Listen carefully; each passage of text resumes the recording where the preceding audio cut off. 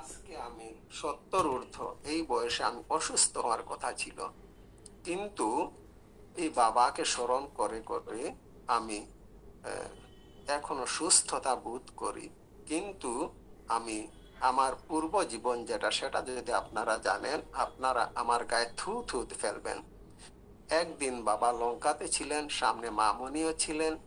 তখন আমি বললাম বাবাকে, কিছু গোপন না করে সব বললাম, বাবা আমার মনে হয় আমি গত জীবনে পশু জীবনে ছিলাম, হয়তো কুকুর জুনিতে আমার জন্ম হয়েছিল। আমার মানসিক যেটা সংস্কার, সেটাও সে ধরনের যেন আমার হয়। এটা অতটুকু আমি খুলে বলি নাই, এটাই বলছি যে আমার জন্য মনে হয় আমি পূর্বজন্মে পশু জুনিতে আমি ছিলাম, আর মনে হয় যেন আমি সেই কুকুর জুনি ছিল আমার। তাই সেই কুকুরের প্রবৃত্তি সেটা আমার মধ্যে জাগতো। তখন মামনি সামনে ছিলেন। আমি একটা কথা আছে, গুরুর কাছে লুকানোর কোনো কিছু নেই, যেহেতু সবকিছু তিনি জানেন, তো সবকিছু আমরা বলতে পারি না, আমাদের জিহ্বায় আটকায়। মামনি সামনে ছিল, মামনি বললেন যে একবার বাবা কোথায় ছিলেন জানি, আর একটা কুকুর হলো কি সেখানে দৌড়িয়ে আসলো। সেটা আমরা সৎসঙ্গে হয়তো আলোচনা শুনেছি। কুকুর সেখানে ভিড়ের মধ্যে এসে বাবার সামনে দিয়ে এসে সে আবার চলে গেল। তারপরে বাবা একবার কোন জায়গায় সেবাতে বসেছেন, একটা বিড়াল সামনে এসে বসে আছে, ওকে তাড়ালেও সে যায় না। বাবা প্রসাদ দিলেন, বাবার হাতে প্রসাদ নিয়ে বিড়ালটা চলে গেল। আমার বাড়িতেও সে ধরনের একটা ঘটনা একবার ঘটলো। আমার তো স্বল্প পরিসরের ঘর, বাবা কুড়ে ঘর, সেই কুড়ে ঘরে বাবা যে রুমে থাকেন সে রুমেই বাবাকে সেবা দেওয়া হয়। আগে কিন্তু বাবা উঠানে বসে সবার সাথে রুদে বসে, যেন গ্রামের সেই গ্রাম্য জীবনে যেভাবে আমরা রুদে বসে খাওয়া দাওয়া করতাম, সেভাবে বাবা আমার ছোট ছোট ছেলে মেয়েদের নিয়ে একসাথে বসে বাবা রুদে বসে সেবা করতেন। সেই দৃশ্যটা এখন আমার মনে পড়ে। কি পিতৃবৎ স্নেহ, অভিভাবকের অভিভাবকত্ব বাবা দেখিয়ে দিয়ে গেলেন। সেই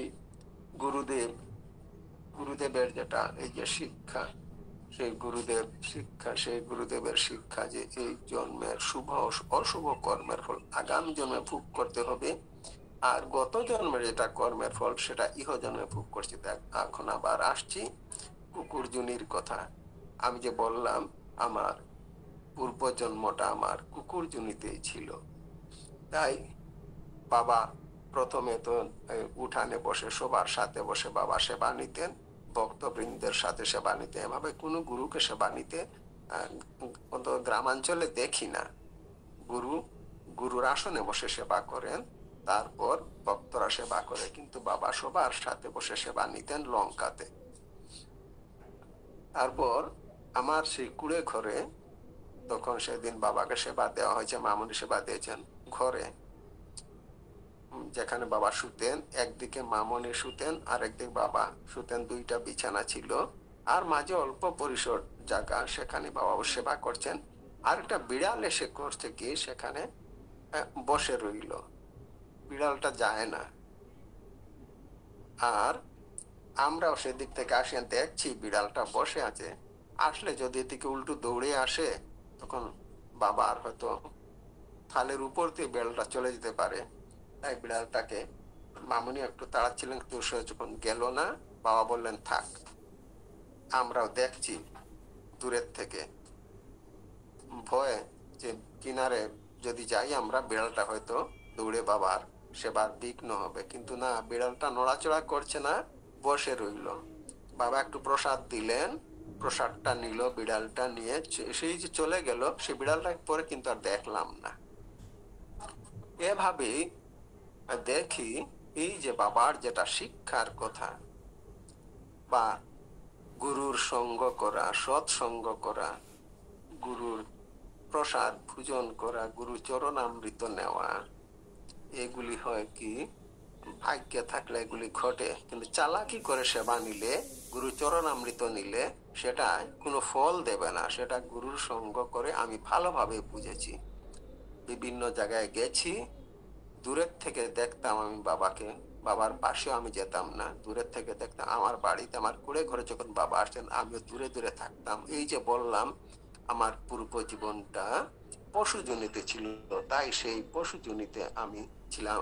আমার মনোবৃত্তি সংস্কার সেগুলি পশুর কুকুরের মতোই ছিল, তাই আমি বাবার থেকে দূরে সরে থাকতাম, বাবার কিনারে আসতাম না। বাবা অন্তর্যামী, বাবা জানবেন, তাই আমি বাবার সাথে আসতাম না, বাবার কোনো উপদেশ আমি চাইতাম না, কেননা আমি জানি আমি অপাত্র, আমার বাবার কাছ থেকে উপদেশ নেওয়ার আমার সেই অধিকার আমার নাই।